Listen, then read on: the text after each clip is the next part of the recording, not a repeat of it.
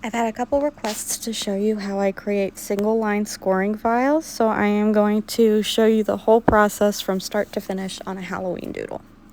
So the program that I use for these is Adobe Illustrator, and I'm just creating a new canvas here. And I'm just going to show you a few things. This is the fill color.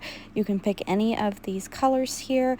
When I create my scoring files, I turn this off. So there's a little circle with a slash in it that means it's turned off. And then the stroke color is the same thing. You can pick any color from this slider here, or you can just pick from the preset swatches. And then I'm just going to show you, this is the selection tool. It's the very first arrow. The direct selection tool is the second arrow. The pen tool, just like the regular computer version of Illustrator, I don't use this as much. I primarily use the pencil tool for my scoring files, but I just want to show you real quick what everything does. So this is the pencil tool, and you can use it just like you're drawing, and it's the same idea as Procreate, but it is a single line, so you won't have those double lines, and there's no need to go back in and vector because it's already in a vector program. So this is subscription based, but I really like it for this purpose. So then this next tool is the eraser, and you can see once I zoom in here, it kind of erased part of my line. Then I can highlight them all, or I can double click and it'll bring up my direct selection tool, and I can adjust those anchor points. The anchor points or nodes are something that you're obviously going to be familiar with if you're working in vector files, and this can just help you with adjusting the shape of whatever it is you're drawing. And then it pops up with a little window that you can, delete, remove nodes, turn them into curves, things like that. So then there are the shape tools. This is just the rectangle, square box. There is a circle. There's also a triangle and a star. And so these are the same as if you were using the desktop version, but they're pretty easy to use with the iPad version. And then again, you can use the direct selection tool to go in and edit those anchor points to build with your shapes and create different shapes out of what you are starting with. There's also a text tool. I don't use this very often. If I'm adding my text, I like to do it in my Inkscape on my computer, just because I like having a keyboard to do that. And then you can also import photos. So for example, if I drew this in Procreate, you've seen the process of that on my Instagram. I can use this to kind of make a template and then trace over my Procreate drawings to make them into single line scoring files. So here I forgot to turn off the fill, so I'm just going to switch that, and I'm just going to outline this skull with very basic detail for the eye holes, and in just showing you the difference between the Procreate raster drawing and then the vector single line, what will be a scoring file here. So if I wanted to, I could go in and do the whole detail for the skull, but just for example purposes, I'm showing you can lock it and then you can't move it. You can just double tap on those little locks to get rid of it. You can group it so that it becomes one piece, so that you move it around and it all stays together. You can adjust the order, so that would be like your arrange from the desktop. You can duplicate, and then of course you can delete from that little window that pops up. So these are just the main tools that we're going to use. So I just wanted to give you a really quick overview, and then we'll just go right into drawing. I'm going to start this at normal speed, and once I've kind of gone through the tips, I'll speed it up. But here I am starting with a broom. So what I'm going to do is I drew a line and duplicated it, and then I'm going to use my direct selection tool and select the join to make it connect at the top.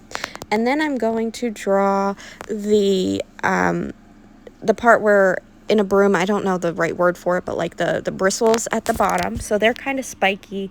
And you can see here that I use the direct selection tool a lot to adjust my points. I'm sorry that my hand is slightly in the way, but I'm just drawing basically every line that I want my laser to score. So the difference about doing the single line score files is that it really doesn't have a lot of room for error necessarily. Like every line that you draw, the laser is going to score that into your piece. So you have to be really mindful of any stray nodes that are just, scattered throughout your piece by accident, or if something doesn't quite look right. You'll see that I redraw this broom a couple different times trying to get it the way I want it to look, because it just follows that one line. So it's not like you have shading to really sell it for you, I guess. So you just have to make sure that what you're drawing is exactly how you want it to look.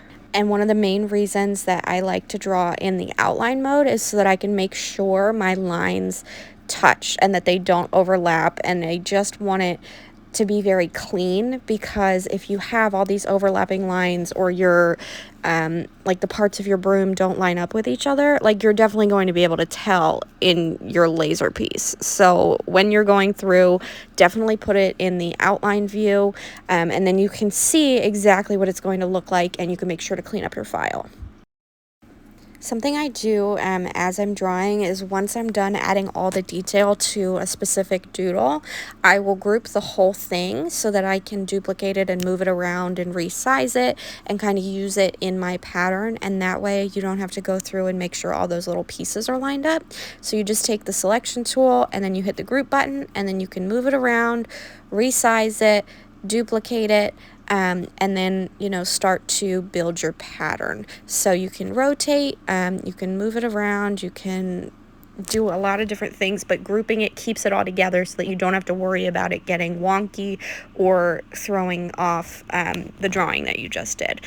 Another thing I like about in Illustrator is that I can just go right back to my home screen and see all of the other patterns that I'm working on. So since this is witches, and I have done a series of like spooky Halloween doodles, fall doodles, and then like a witch one, I can go in and copy those items, double click to paste them, and then decide which little designs from my other patterns that I want to keep.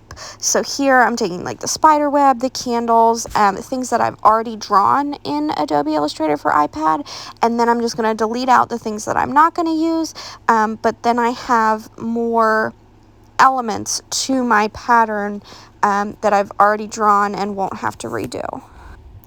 So for this part, I went and I copied the whole drawing, but this is another reason why it's so important to group each little design, because you can see that I can go into this pattern and I can take out different elements that are all already grouped together. So like this little spider web is made up of a whole bunch of different lines, but because I grouped it, it's easy to just grab it, put it in my pattern, and then I can move it around and use it however I need to, but I don't have to worry about it being a million different pieces to keep up with. So I'm just taking out the different designs that I like from my prior drawings that I've already done, and then just highlighting everything I don't want, deleting it, and you'll see me do this a couple different times. I don't take the entire piece from some of the other doodles. You can just go in and select certain ones and copy it, come back to this canvas and paste it. And so here you see I'm really utilizing that little selection toolbar that comes up, and grouping and ungrouping is a major part of creating these doodle patterns for me, because it makes it so much easier. And that way, if someone purchases your file, they can go in and move around the designs if they need to, and they don't have to worry about matching everything back up. So this is just an important step to make sure that your file is easy to use and that they won't accidentally go to resize it and delete or move one line and throw off the whole pattern because you didn't have things grouped together. So it's just something important to remember. From here, I'm just going to speed it up a little bit. You can see me drawing my different doodles, erasing certain things and starting over, but just the whole process for me is I just draw it until I get it right, and then once I like it, I group it together, and then I arrange my pattern with all of those pieces, and then as I get more elements to it, I continue to move things around and resize and add filler as needed until I have a pattern I really like, and then I can go in and work with that pattern on my computer. So I'm just going to stop chatting for a little bit and just show you a time lapse of the process, and then I'll jump back in if I have anything to add.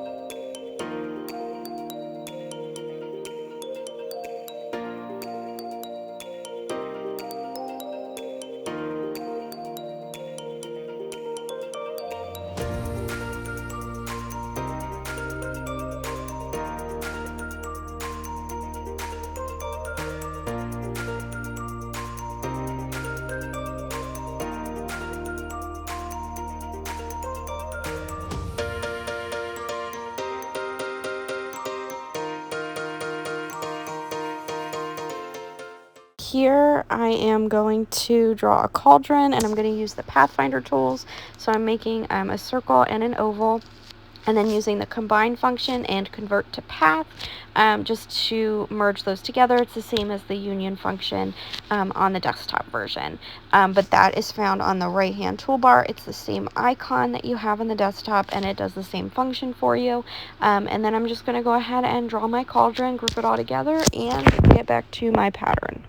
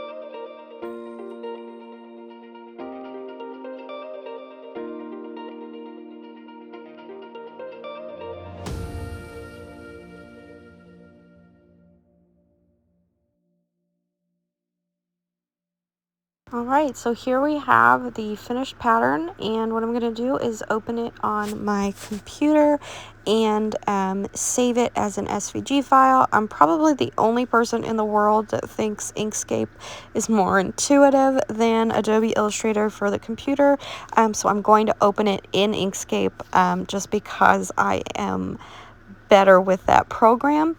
And so what I do is I am going to open it, and then I'm going to copy the whole thing and import it to a canvas that is set up by 19 to 10.5, so the Glowforge bed size. I'm going to resize this to 10 inches, make it 1 point or 1 pixel for my stroke, and then change the outline to a red square, and then make any adjustments to my pattern that I think are needed. I'm going to duplicate one of these little stars and just adjust a few of the patterns. Then I'm going to make sure I save it. I do the name, the size, and the shape, and then I always include my shop name in my files. And then what I do is I do different versions.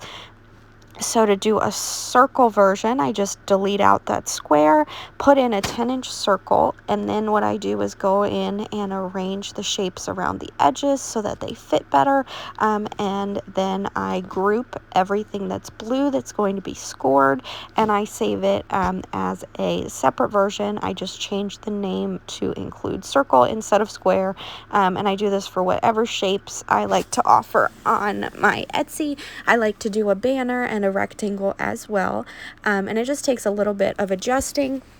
And again, this is why it's so important to group your shapes so that you can move them around without having to go in and select every little line that's in there.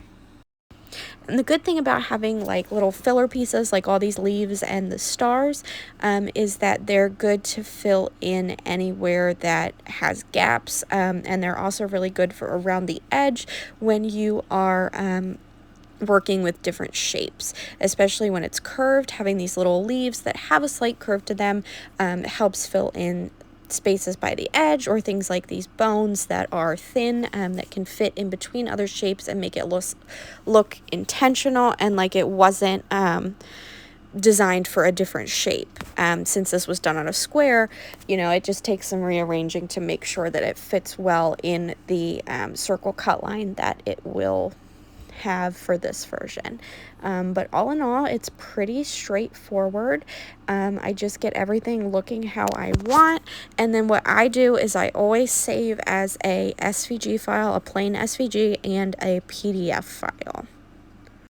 From there, you can open up your Glowforge or your other laser interface, open up the file, and then just get it set up and ready to print. So here it is loaded. I just change it. I usually do 1/4-inch MDF for my backers.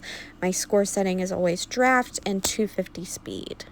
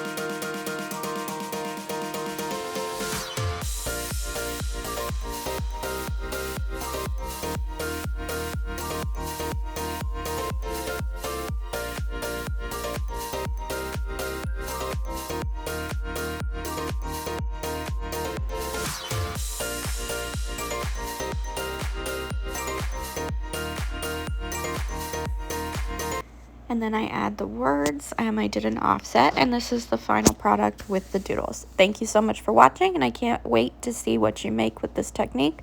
If you enjoyed this video, please give me a thumbs up and subscribe.